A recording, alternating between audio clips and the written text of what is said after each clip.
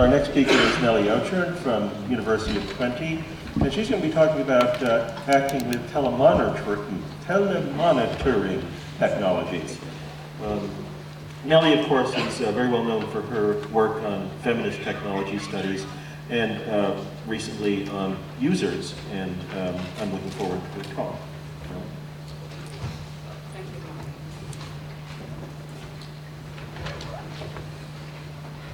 I don't know if you noticed it, but there was just a demonstration here of non-use. I will talk about non-use. I'm a non-user, or only one of them. I'm a non-user of the Mac, so I had to have assistance of Lucy. So thank you, Lucy. And thank you, Mike. No? It's very loud in my ear. Yeah? Is this better? Yeah? Okay. Thank you. Another thing we need, depending on others. I want to talk about acting with telemonitoring technologies, and of course, this is the idea about bracketing. We were explicitly invited to talk about innovative technologies, and well, I hope you will learn from my talk as well that maybe I'm not bracketing, but I will try to discuss specific research strategies we can use to open the black box of these type of technologies. So, what is the novelty of the telemonitoring technologies? Or first of all, what are these kind of new devices? There are devices introduced in Europe and the US and Asia.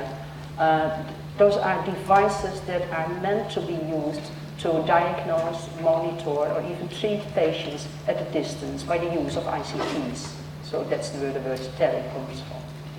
So the promise is that they want to provide care at a distance. The claim of novelty is that healthcare can be provided at a distance by replacing face-to-face contacts with technology-mediated interactions. This acting at a distance challenges existing modes of interaction. The corporeal co-presence, here I refer to Goffman's term, of doctors and patients is replaced by a tele-co-presence that's often asymmetrical. So patients are always accessible to doctors and nurses, where it's not the reversed order. These changing modes of interaction introduce new ways of observing, disciplining, and knowing bodies. And that's why I think it's an important topic for STS to research. So, what I want to do in my talk today, and I really like the invitation because it also made me reflect on my own, maybe implicit research strategies here, is that I want to present two research strategies to act with technologies. The first one is telling other stories than a dominant story.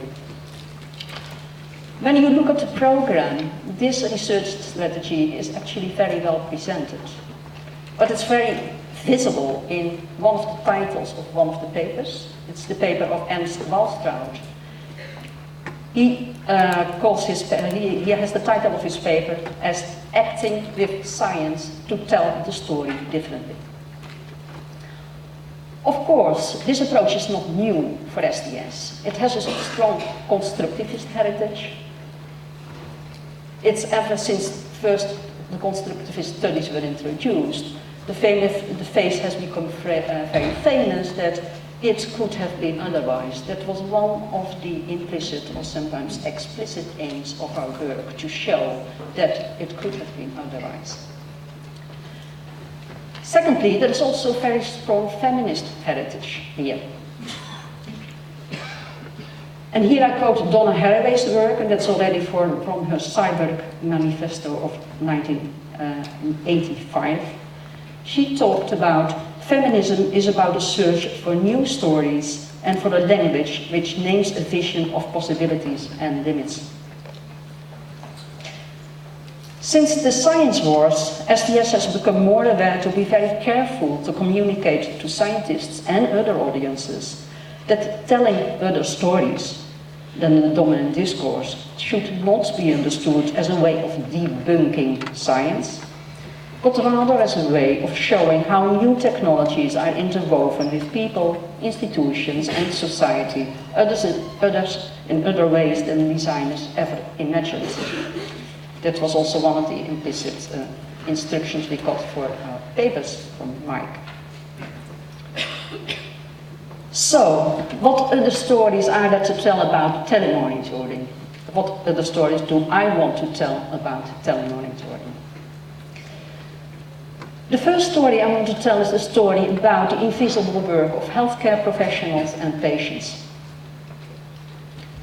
A central feature in the dominant discourse is that costs of healthcare can be reduced from delegating tasks from doctors to other staff members, less expensive nurses, or to machines, or to devices. And consequently, the promise is that healthcare will become less dependent on people, expensive people, and become more cost-effective. Well, I think this dominant discourse has a major problem. The major problem is that it represents a relationship between people and machines in terms of creating invisibilities and making over-promises that cannot be met. And of course, there's a long history here as well in social science research. It was already Ivan Illich in the early 1980s who suggested that work does not disappear with technological aid. Rather, it is displaced sometimes onto machines, as often onto workers. So it's more likely that new technologies will lead to a redistribution of work and not to a reduction of work. This theme has also been taken up by SDS scholars, particularly by Lee Starr and Anson Strauss, who have tried to understand the processes of what they call the ecology of visible and invisible work. They argued that what counts as work shapes the invisibility of specific expertise and specific groups of actors. So if we look at dominant discourses on telemonitoring, we can see that patients' actions are not considered as work and thus make invisible what kind of expertise and what kind of work is involved in making these technologies work.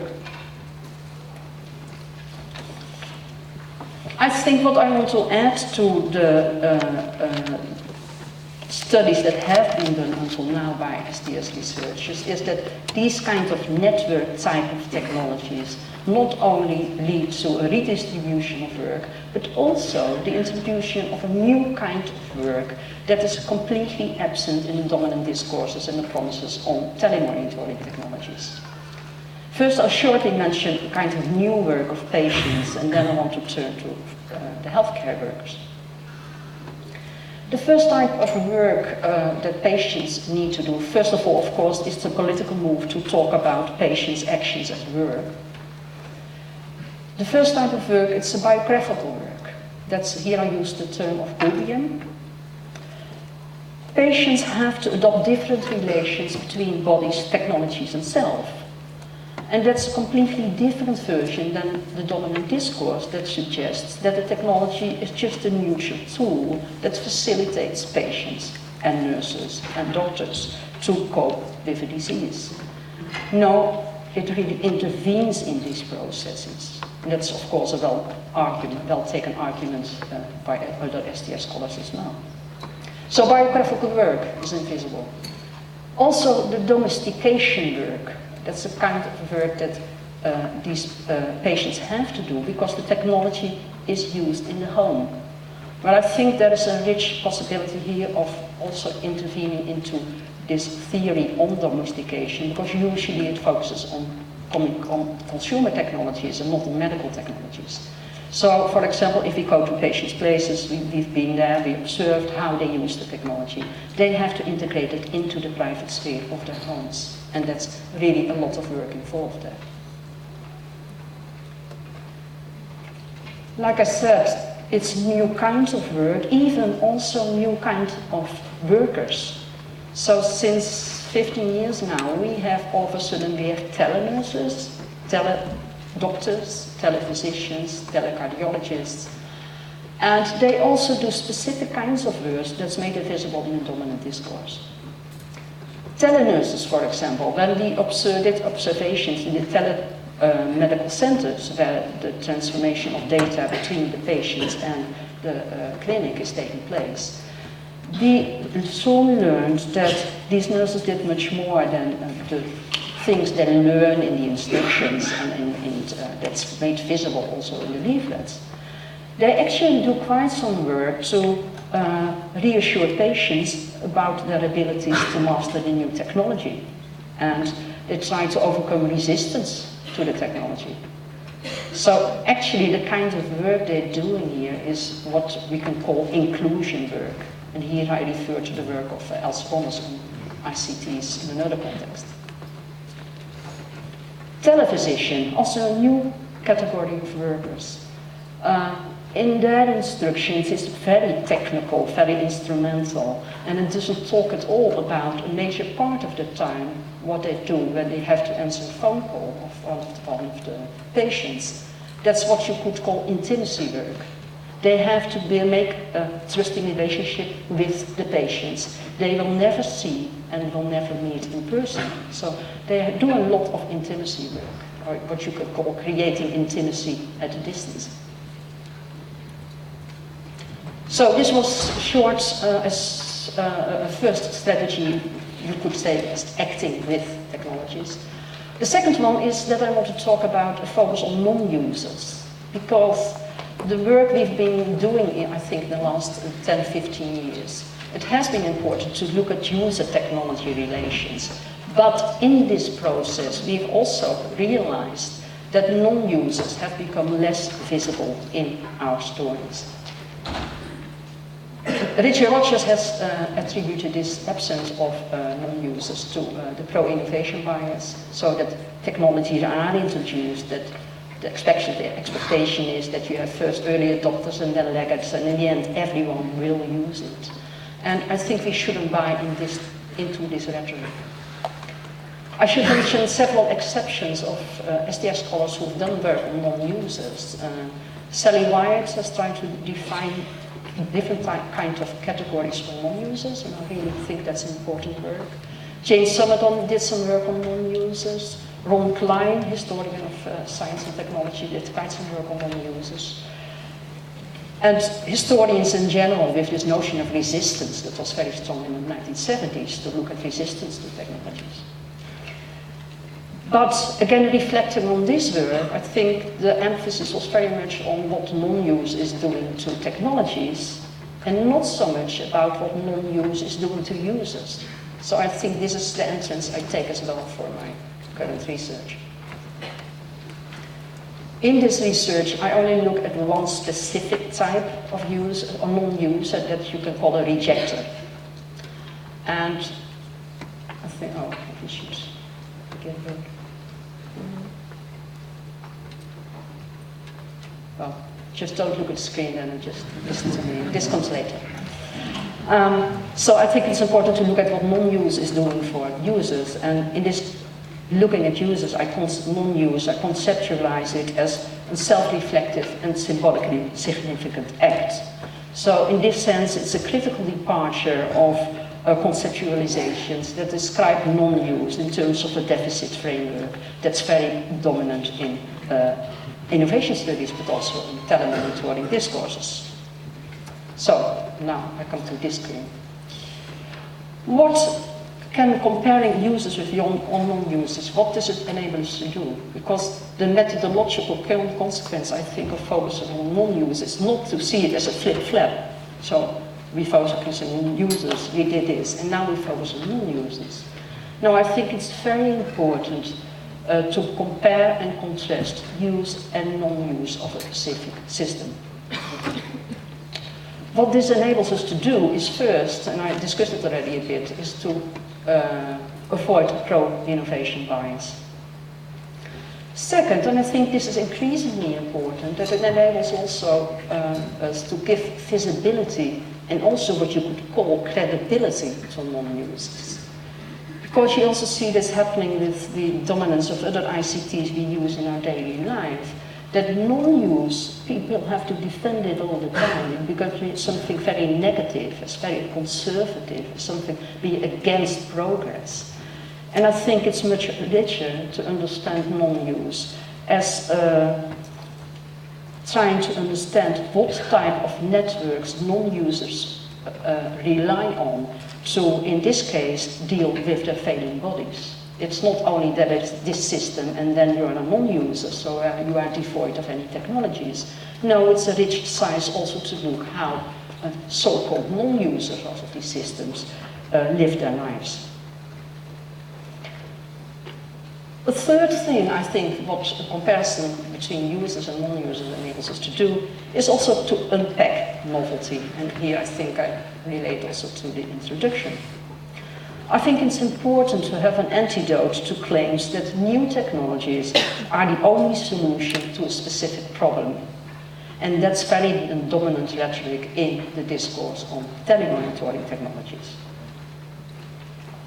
One of the claims of novelty is that telemonitoring technologies introduce a new way of self-care.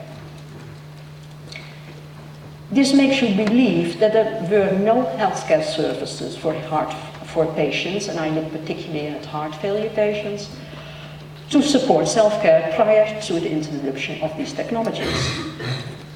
Well, this is not the case.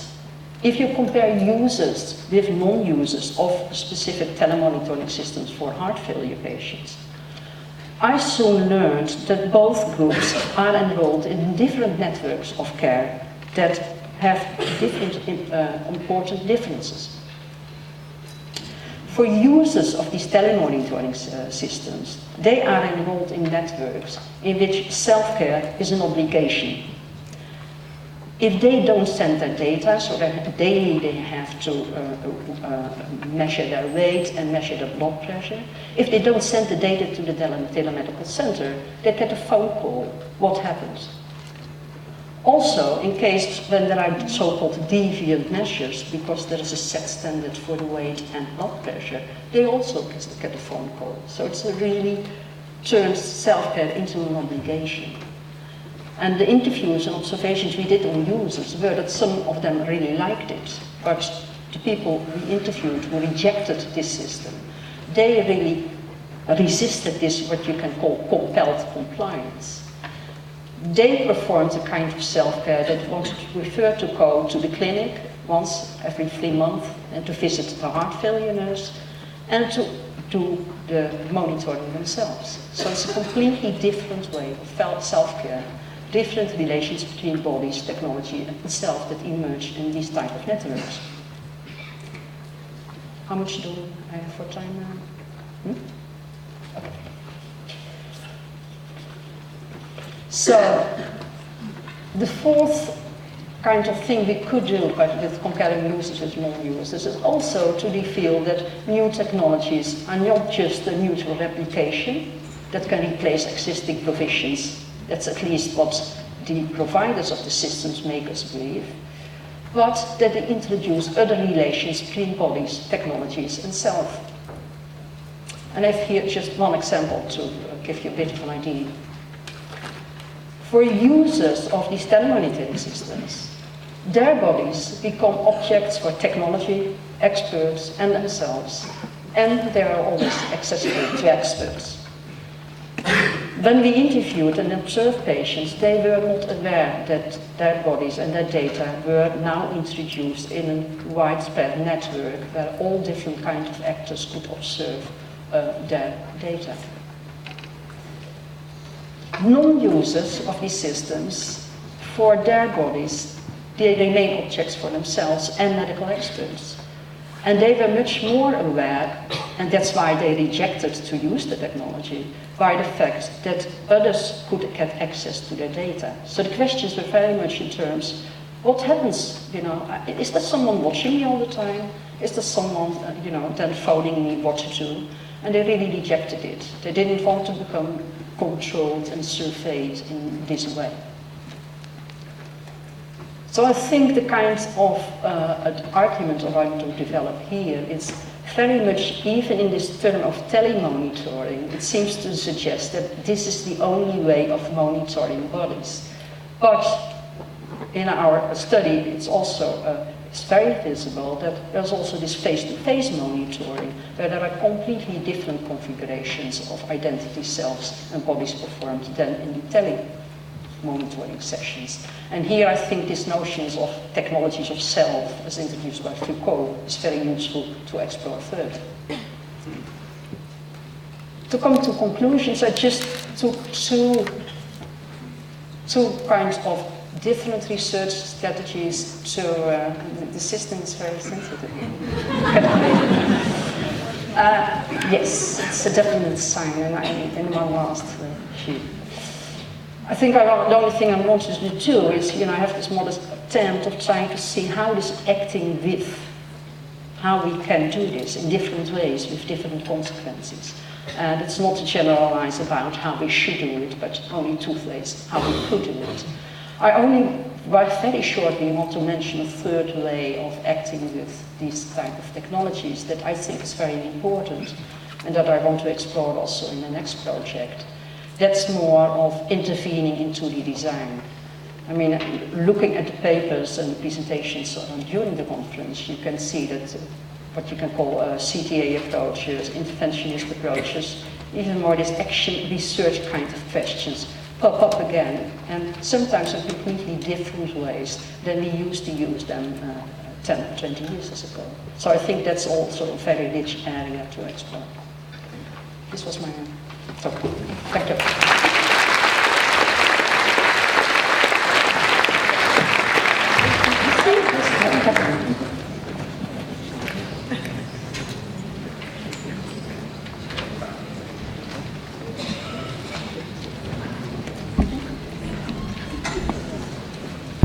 Okay, as we're preparing the technology that you're using to telemonitor us, I'll introduce our next speaker, who has a disarmingly short topic. The subject of her talk is subject objects, and I think that title contains within it the agency that acting with is all about. So, Lucy, are you ready? I'm ready. Okay, yes. You're on. Okay, I wanted to start by acknowledging and thanking participants at the Danish STS conference earlier this summer, where I presented a first version of this talk, and I hope that the repeat is still interesting for you all.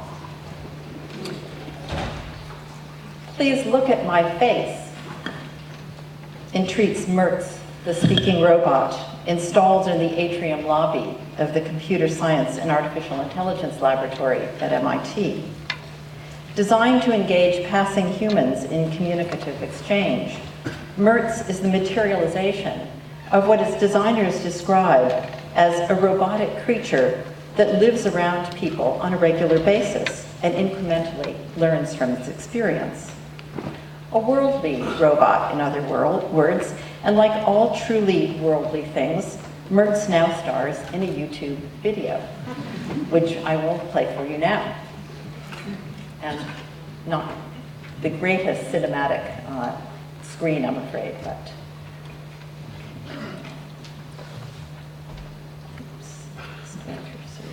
I have to.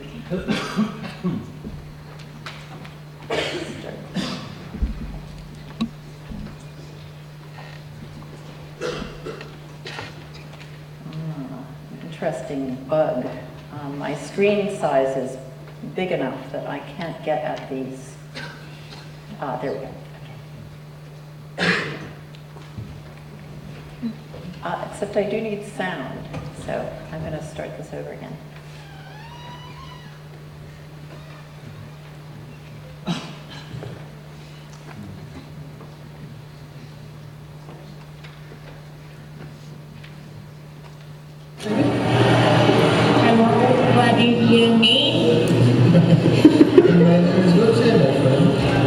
What is your name? Your name is Jimmy. You're Turbo. No, you're Turbo. Say you're Please look at my face. He's speaking in French. Are you saying you're hello? Hello, what is your name? Your name is Henry. Yes, hello. No, it's Mark. I cannot see you.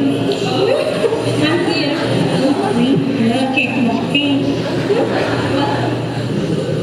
What did you say? Please take cigarette, please.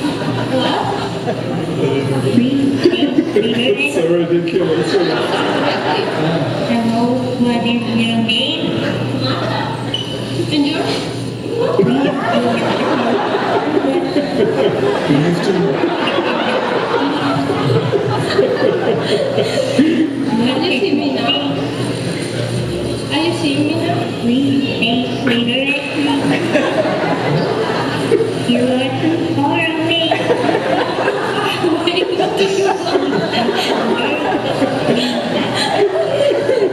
Let's go with me. Let's go and talk. Many words. but I am trying to learn and repeat simple words you say. Come closer, please. You cannot communicate. Come closer, please. Am I close enough? Too far away. I think you have to be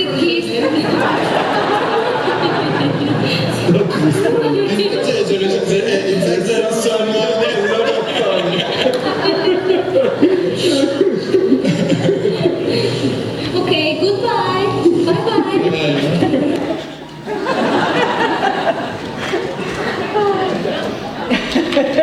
Yes, for Mertz. Recognizable as a childlike creature by humans nurtured in the Disney-saturated worlds of 20th century media, Mertz hails these passers-by into an encounter typical of the perplexing mix of enchantment and mystification that comprises the search for intelligibility in artificial life. Even without a close reading of the exchange, we can note the moment-to-moment shifting choreography of its lively objects and obliging subjects. Goucher and Marta's unremarkably human competencies alternately shape them into appropriately cartoon subjects for reciprocal engagement with Mertz, and reframe the robot as an object of their shared puzzlement and pleasure. Mertz, meanwhile, robotically translates the fragments of sound and motion that these noisy objects emit into readable signals and enacts its own inbuilt logic of more and less sensible replies. Entrained by Mertz's vitality, Goucher and Marta are robotically subjectified. Shifting their orientation to each other's queries and laughter, the robot is correspondingly restored to human-like objectness. As part of an experiment conducted sometime in 2004, Mertz runs more or less continuously for 7 hours a day over 5 days, recording its own visual input and corresponding output every second, and engaging over 600 passers-by. Analyzed as graphs and pie charts of percentages of correct recognition of human faces and robot-directed speech, the data are taken at least tentatively to confirm the experimenters' hopes for the possibility that robots might recruit humans to scaffold their robotic development in a way modeled on and implicitly providing a model for the socially situated learning of the human infant. What senses should we make of model in organisms like this one, produced by the sciences of the artificial and positioned as quasi, almost, or proto-humans? What counts as evidence in contemporary roboticists' claims for the humanness of things? And what are the stakes for implicated subjects and objects? What relations of mechanism and organism are implied in the stories that animate this particular form of technoscientific nature culture? Where is the robot's liveliness, and what are its limits? What are the relations of the lively, the animate, and the organic? And what is the original human of which the robot is an imitation? Like other model organisms, the laboratory robot's life is infused with its inherited materialities, and with the ongoing or truncated labors of its affiliated humans. But while animal models are rendered progressively more standardized and replicable as tools for the biological sciences, the humanoid robot is individuated and naturalized. Unlike its cousins on the factory floor or on the shelves of high-tech gadget outlets, the humanoid robot resists economies of scale. As a consequence, the robot remains tied to the personae of its inventors. Nowhere is this celebrity status more evident than in the mediagenic sociable robots of MIT's computer science and artificial intelligence laboratories. The iconic robot infant, parent of Mertz, is Kismet, the offspring of roboticist Cynthia Brazil and colleagues. Like other celebrity robots produced in the Rodney Brooks studios, Kismet is represented through an extensive corpus of media renderings, stories, photographs, and QuickTime videos available on the World Wide Web. And I'll show you again the very beginning of this video of Cynthia Brazil introducing us to Kismet.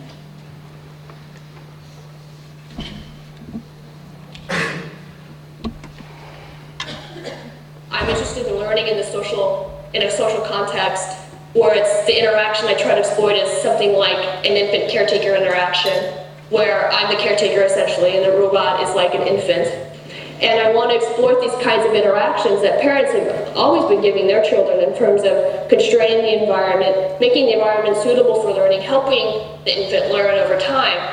And the motivations play a critical role in that, as far as the infant telling the mother, am I being overwhelmed? Am I being bored? How should you be interacting with me to optimize my learning ability? And me, being the caretaker, being very receptive to reading these emotional cues and responding to them in the way I interact with the robot to promote its learning.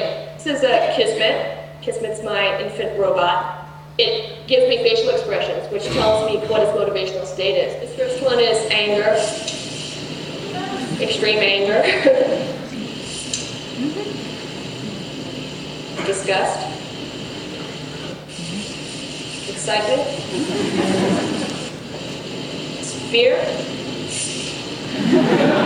This is happiness. This one is interest. This one is sadness. Surprise. This one is tired. And this one is sleep. Okay, I'm going to leave that there. Yes. These representations allude to the robot's specific materialities, its intensively motorized face affording multiple degrees of freedom in eyebrows, eyes, lips, and ears, its multi-camera vision system, and the elaborate machinery that processes input stimuli and controls responsive output. When asked on another occasion how many person hours it took to develop Kismet, Brazil replies, "Oh God, I don't even want to think about it. There's tons of infrastructure code that isn't specifically for this robot.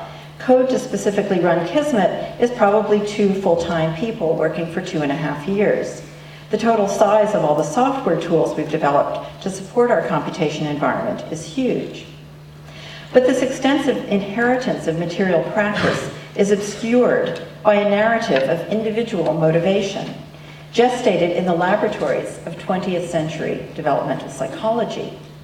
As a three-dimensional caricature of an interactive, empathetic organism, the robot is a rich source of evidence for this wider cultural and historical heritage. A preliminary inventory of the latter would include 2 things. First, a human science based on discourses of homeostasis, regulation, drives, and associated emotional expression.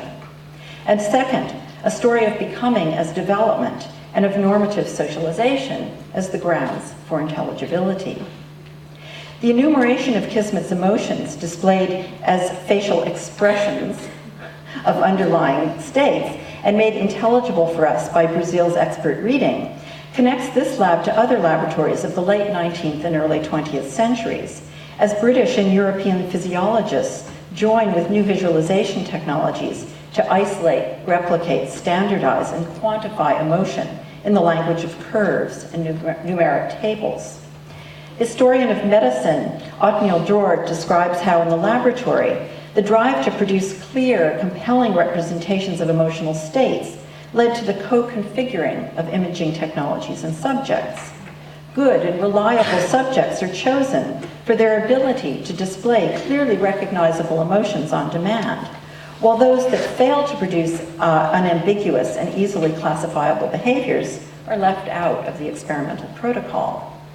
By the 1930s, this science is well established, and what is characterized as the objective inscription of emotions reaches a consensus sufficient to support an associated industry of commercially manufactured emotion-gauging machines.